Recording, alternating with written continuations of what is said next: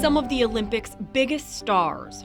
We've heard their stories as they speak out against a system they say for years has left survivors feeling silenced.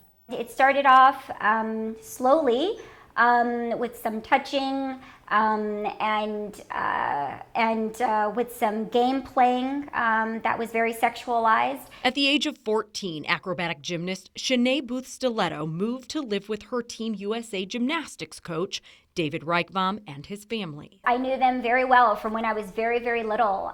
They were very prominent figures within the gymnastics community.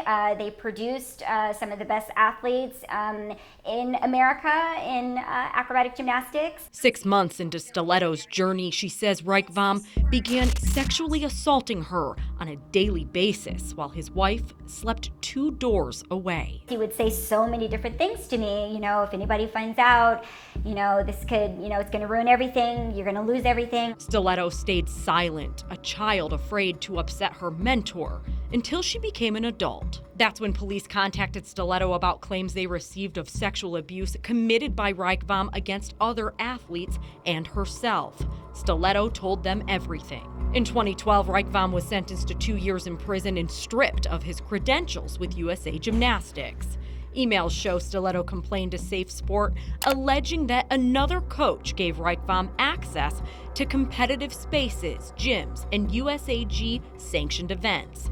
But Stiletto says nothing came of her complaints. I had my requests deflected over and over and over again. Top gymnasts like Allie Raceman and Simone Biles detail how USA Gymnastics and the United States Olympics and Paralympics Committee did not properly handle claims of abuse committed by disgraced Olympics doctor Larry Nassar. That's when Congress cleared the way for a new entity to investigate, the U.S. Center for Safe Sport, launched in 2017. Safe Sport added Reichbaum to its public database as permanently ineligible from Olympic sports the following year. Stiletto wants the center to do the same for the coach she says kept Reichbaum involved in the Olympics movement. She provided us with emails that show U.S. Center for Safe Sport received her complaints in 2020 about the second coach. Several months later, Stiletto received another email from the center writing it closed the case administratively and said it would reevaluate the case if more information came out. I was so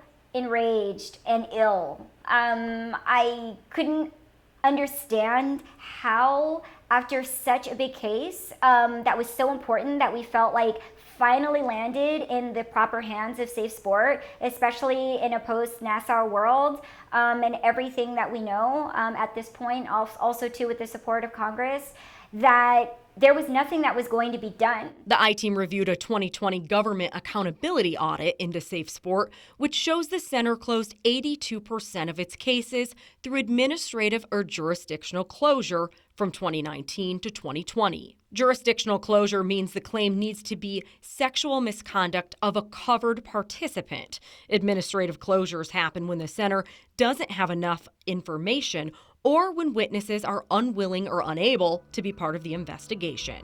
A year after Safe Sport first contacted Stiletto, she wants to know why it closed her case. Somebody definitely needs to be looking into Safe Sport, how they practice, what they preach, and what are the solid and tangible results. We asked the U.S. Center for Safe Sport to speak with us several times throughout the course of our investigation.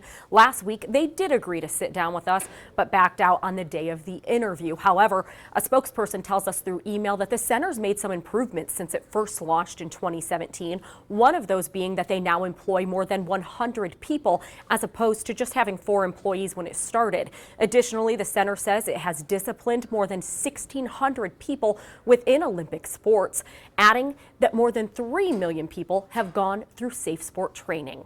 For the I-Team, I'm Jessica McMaster, KSHB 41 News.